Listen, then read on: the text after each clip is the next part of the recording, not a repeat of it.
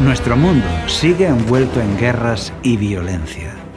El Estado de Israel planea expansionarse para formar un país gigante llamado el Gran Israel, que ocuparía desde el río Nilo hasta el río Éufrates, para cumplir así la promesa que hizo Yahvé a Abraham en la Torá. ¿Por qué tantos cristianos apoyan el Estado de Israel? Para entender esta guerra, hay algunos datos que debemos conocer. Continúa la guerra y la devastación que ya afecta a varios países implicados. Cuando miramos la hemeroteca, encontramos datos reveladores. Irán sí firmó el Tratado de No Proliferación de Armas Nucleares cuando en aquel tiempo Israel se negó a firmarlo. Durante años, Irán sí ha recibido muchas inspecciones de la Agencia Internacional de Energía Nuclear, mientras que Israel siempre se ha negado a someterse y no permitió inspecciones. Por otro lado, Israel tiene entre 75 y 200 bombas nucleares. Irán no tiene ninguna. Esto significa que Israel es una amenaza existencial para Irán. Puede borrarlo del mapa y no al revés. De hecho, el armamento nuclear de Israel puede arrasar todas las capitales de sus países enemigos en unos minutos. Dime, ¿quién es la amenaza? ¿Irán? Dime, ¿quién tiene armas de destrucción masiva? ¿Irán o Israel? Así es, las autoridades internacionales estiman que Israel tiene 90 ojivas nucleares operativas, listas para ser lanzadas hoy mismo desde aviones o desde submarinos. Podrían borrar del mapa 90 grandes ciudades. La política nuclear de Israel ha sido siempre opaca, más opaca que la de Irán. Es decir, no reconocen la posesión de esas armas, de ese arsenal nuclear, pero tampoco lo niegan. El Organismo Internacional de Energía Atómica ha estado vigilando a Irán, valorando su proceso de enriquecimiento de uranio que le permitiría construir la bomba atómica. Irán ha ido progresando, 70, 80, hasta llegar al 90% del proceso, y al llegar a ese punto se considera que en cualquier momento podrían completarlo y construir sus propias armas nucleares. Además, Irán ya no permite el paso a los inspectores nucleares. Todo esto ha disparado las alarmas de Israel y de Estados Unidos, y la tensión ha subido hasta estallar. Pero para entender esta guerra y sus motivos, hay algunas cosas que tú necesitas saber. ¿Estás preparado? Comenzamos.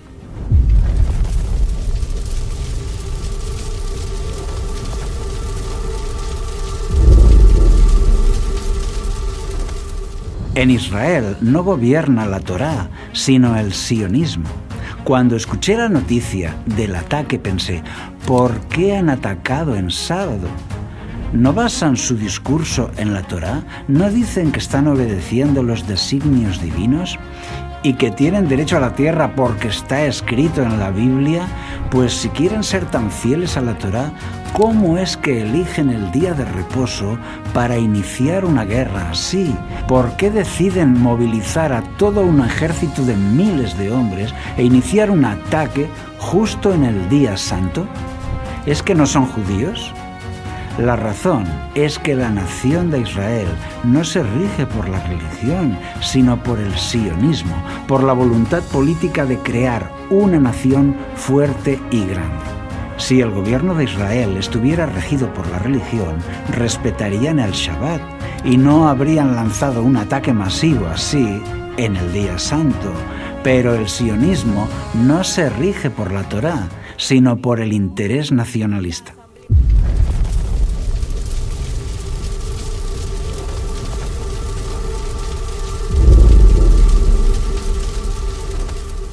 Los sionistas, actualmente en el poder, tienen el proyecto de crear una nación gigante llamada el Gran Israel. Es el sueño de políticos y religiosos judíos basados en la promesa de Yahvé a Abraham. Los sionistas desean multiplicar su territorio. El Gran Israel abarca desde el río Nilo hasta el río Éufrates, es decir, que comprende zonas que hoy son de 8 países diferentes que rodean a Israel. Toda Palestina, toda Jordania, el Líbano, toda Siria y partes de Irak, Egipto, Turquía y Arabia Saudita. Los políticos israelíes evitan decirlo en público para no escandalizar, pero en sus círculos sí lo afirman. Es una antigua aspiración del sionismo.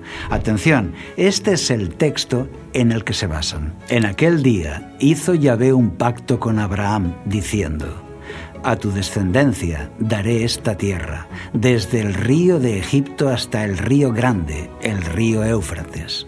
Este es el texto fundacional para el objetivo sionista llamado el Gran Israel. Esto no es negociable para ellos. Israel planea seguir creciendo, devorando el territorio de sus vecinos hasta conseguirlo. Así que, amigo, si te has escandalizado con el genocidio de Gaza, que sepas que esto no ha hecho más que empezar. ¿Entiendes ahora por qué Irán quiere tener armas nucleares?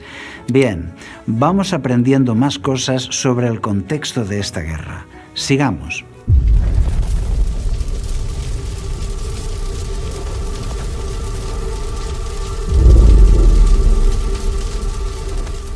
El Golfo Pérsico tiene un estrechamiento de solo 35 kilómetros de ancho llamado el Estrecho de Ormuz. Forma un cuello de botella por donde todos los barcos tienen que pasar.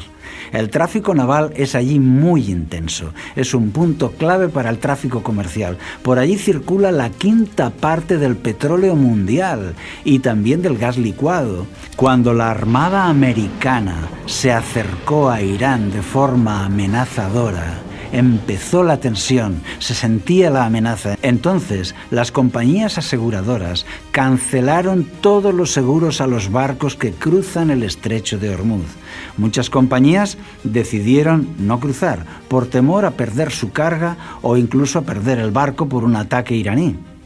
Irán ha colocado en el Estrecho de Ormuz minas inteligentes operadas por inteligencia artificial para destruir los barcos que pasen por la zona. Además, ha posicionado lanzamisiles en la costa. Desde el 1 de marzo, varios barcos han sido atacados. Ha habido varios heridos y los marineros han tenido que ser evacuados a tierra firme.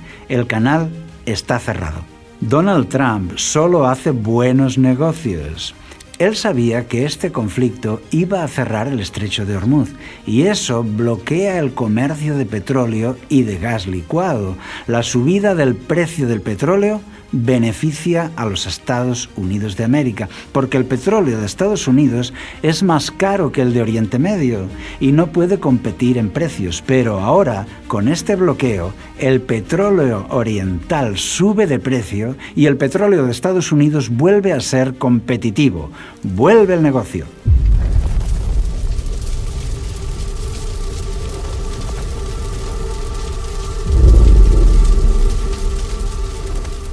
Resulta que de todo este petróleo que circula por el Estrecho de Ormuz, casi la mitad va a parar a China. Y si China no recibe ese petróleo de Irán, su crecimiento económico se va a frenar. Lo que hizo Trump con Venezuela, quiere hacerlo ahora con Irán. Sustituir al líder en el gobierno, pactar con un nuevo gobierno y hacerse con el petróleo y el gas. Según esto, el objetivo final no es Irán, sino China, frenar a China por falta de recursos. Y tú dirás, ¿pero esto es así de sencillo? Pues según los expertos internacionales, sí. Porque controlaría ese petróleo barato de Irán y se lo estaría quitando a China, y eso le daría a Estados Unidos el poder de dañar el crecimiento de China.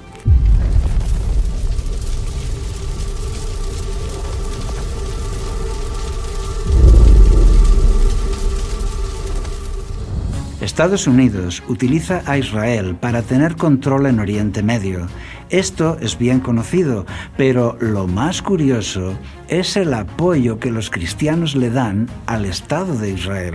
La religión protestante es la mayoritaria en Estados Unidos y ellos normalmente creen que es un deber religioso apoyar al Estado de Israel. Creen que todas las promesas hechas a Israel en el Antiguo Testamento siguen vigentes hoy y se van a cumplir ahora en la nación actual de Israel. Son capaces de decir que están abolidos los 10 mandamientos y que está abolido el sábado, pero que no están abolidas las promesas a la nación de Israel. Muchos cristianos creen que para que Cristo traiga su reino, primero el templo de Jerusalén debe estar funcionando plenamente, realizando los sacrificios ordenados en la Torá.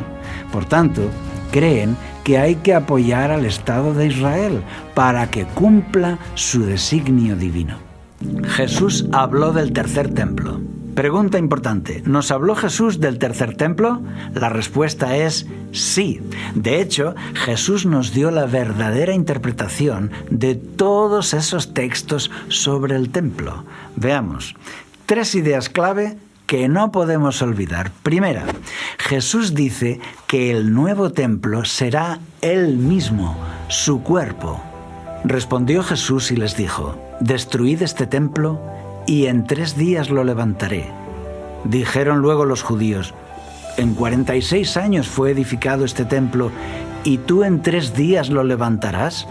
Mas Él hablaba del templo de su cuerpo. Por tanto, cuando resucitó de entre los muertos, sus discípulos se acordaron que había dicho esto y creyeron la Escritura y la palabra que Jesús había dicho.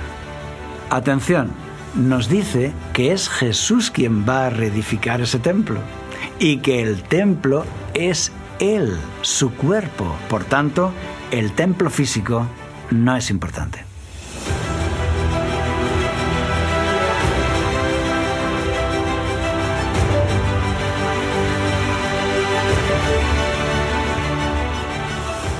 Segunda, al morir Jesús, el velo del templo fue rasgado por una mano celestial porque el sistema de sacrificios había llegado a su fin. El Cordero de Dios ya fue sacrificado en la cruz. Ahora los sacrificios del templo ya se habían cumplido en él. Jesús, habiendo otra vez clamado a gran voz, entregó el Espíritu. Y he aquí, el velo del templo se rasgó en 2 de arriba abajo. Ese velo roto de arriba abajo nos muestra un templo ya anulado, descalificado. Durante siglos, los sacrificios de corderos servían para esperar al verdadero cordero, al verdadero sacrificio. Ahora, el sacrificio de Jesús en la cruz ya había pagado el precio de nuestro perdón. Por tanto, el templo físico no es importante. Tercera, el nuevo pacto en su sangre había comenzado. En el nuevo pacto, la sangre que paga por nuestros pecados no es la sangre de animales, sino la sangre de Jesús. Después de haber cenado, tomó la copa diciendo, «Esta copa es el nuevo pacto en mi sangre, que por vosotros se derrama». La sangre que nos salva es la sangre de la cruz, no la sangre de los sacrificios. Ya no importan ahora los sacrificios de animales que prefiguraban la llegada del Salvador. Por tanto, el templo físico no es importante. Por eso Jesús se lo dijo a los judíos, se los dijo muy claro. Pues os digo que uno mayor que el templo está aquí. Ahora, todo lo relativo al templo físico ya quedó cumplido, completado, consumado. Mientras moría, Jesús lo dijo con estas palabras, «Consumado es, todo se ha cumplido. Las leyes rituales de la Torá han terminado. Por tanto, el templo físico no es importante». El templo en el Nuevo Pacto. ¿El Nuevo Testamento se refiere a Israel, Jerusalén, el templo? Sí, por supuesto, pero nos presenta una nueva dimensión. Atención. Y si vosotros sois de Cristo, entonces sois descendencia de Abraham y herederos según la promesa. Ahora, todos los creyentes son la descendencia de Abraham, son el Israel de Dios. porque por un solo espíritu fuimos todos bautizados para formar un solo cuerpo, sean judíos o griegos. No hay un destino para Israel y otro para los gentiles, porque dice que ya son un solo cuerpo, porque Él es nuestra paz, que de ambos pueblos hizo uno, derribando la pared intermedia de separación, para crear en sí mismo de los dos un solo y nuevo hombre. Por supuesto que hay muchas promesas y profecías en la Biblia que señalan a Israel, que se cumplirán en el Israel del nuevo pacto, la Iglesia de Cristo. Lo mismo pasa con la palabra Jerusalén.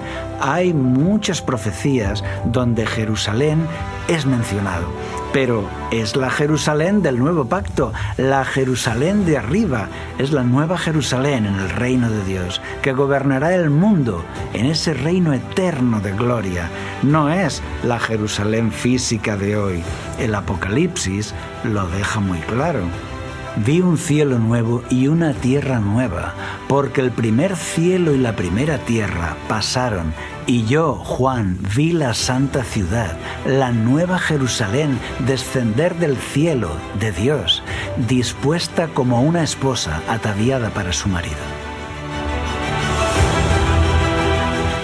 De modo que en el nuevo pacto la palabra Israel describe a todos los que están en Cristo y la palabra Jerusalén describe a la ciudad de los santos en la gloria, la nueva Jerusalén. El Antiguo Testamento nos da los símbolos y el Nuevo Testamento nos da el cumplimiento. Un santuario en el cielo. Si hubo alguien que nos pudiera explicar bien este asunto, ese sería Pablo, porque él era un escriba erudito de la élite intelectual del Templo de Jerusalén, pero descubrió el cristianismo y se convirtió en teólogo cristiano, de manera que Pablo conoce muy bien la Torá y el Templo y también el mensaje cristiano. Y tenemos la suerte de tener la carta de Pablo a los hebreos. En aquellos años, miles y miles de judíos se hicieron cristianos. Incluso sacerdotes, escribas, fariseos aceptaron a Cristo. Ahora, Pablo les escribe para animarles en medio de una gran persecución. Les dice que este templo judío que les está persiguiendo es solo figura y sombra del verdadero. Ahora les explica que el verdadero templo está en el cielo, donde Jesús ofrece su propia sangre para expiar.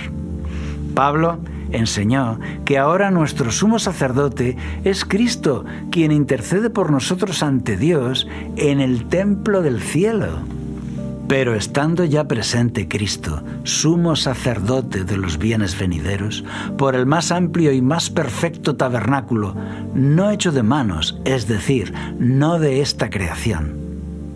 Hoy, Pablo sigue hablando desde la Biblia y nos dice que nuestro foco no debe estar en el templo físico, sino en el templo verdadero, el del cielo. Ahora bien, el punto principal de lo que venimos diciendo es que tenemos tal sumo sacerdote, el cual se sentó a la diestra del trono de la majestad de los cielos y es ministro del santuario, de aquel verdadero tabernáculo que levantó el Señor y no el hombre.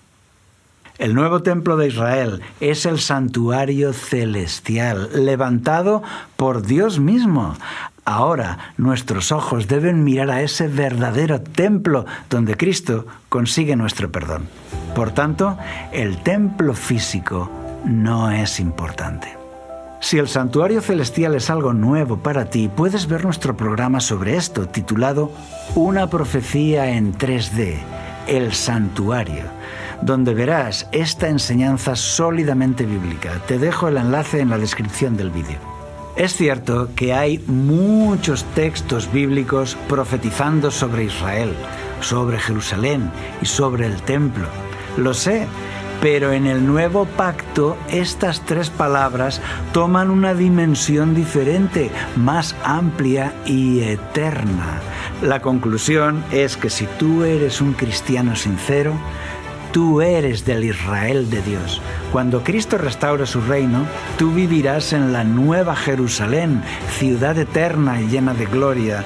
Pero no necesitas ir ahora a la Jerusalén actual. No necesitas construir un templo físico. Lo que necesitas es poner tus ojos en el santuario celestial, donde Cristo está perdonando tus pecados. Por eso, la idea de un tercer templo físico no existe en el Nuevo Testamento, no la encontramos. Cuando lees lo que escribieron los discípulos, verás que no hay interés por el templo de Jerusalén. En el Nuevo Testamento no se derraman lágrimas por la destrucción del templo. No encontramos ningún anhelo de reconstruir el templo físico en los primeros cristianos. Entonces, ¿se va a levantar el tercer templo de Israel en nuestros días? La Biblia no dice nada sobre esto, ni lo afirma ni lo niega. Por eso hemos preparado toda esta información política, religiosa, de actualidad, para que tú puedas formar tu propia opinión. Dispensacionalismo. ¿Qué es esto de dispensacionalista? Es un sistema de interpretación de la Biblia nuevo, que surgió hace solamente unos 100 años. Nunca existió antes. Nadie había creído eso antes. Nunca. Fue impulsado por los pastores Darby y Scofield. El dispensacionalismo fue condenado como apostasía por las iglesias de su tiempo, pero más adelante se publicó una Biblia Reina Valera 60 en español con las notas de Scofield incluidas, y muchos creyeron más en aquellas notas que lo que decía la propia Biblia. Se hizo muy popular, sobre todo por las series y películas como Left Behind, Dejado Atrás, que escenifica el rapto de los elegidos. Desde entonces muchos la llaman la interpretación dispensacionalista sensacionalista por su éxito en las películas y sus enseñanzas excitantes. Para ellos, Dios tiene dos pueblos y dos planes diferentes, uno para los israelitas y otro para los gentiles. También crearon la doctrina del rapto de la iglesia y del tercer templo en Jerusalén. Todo muy emocionante. No me lo creo. Construir sobre la roca. Hoy vemos que muchos quieren construir un tercer templo de Israel sobre la roca del monte Moriah. Pero Jesús nos enseñó a construir sobre otra roca. Por tanto, cualquiera que oye estas palabras mías y las pone en práctica, será semejante a un hombre sabio que edificó su casa sobre la roca. Y cayó la lluvia, y vinieron los torrentes, y soplaron los vientos y azotaron aquella casa, pero no se cayó, porque había sido fundada sobre la roca.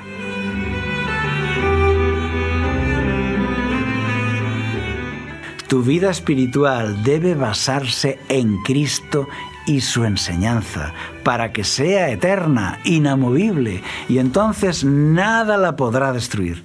Escucha a Jesús. Él es la piedra de fundamento, Él es la roca sobre la que debemos de construir. No permitas que nada te distraiga de eso.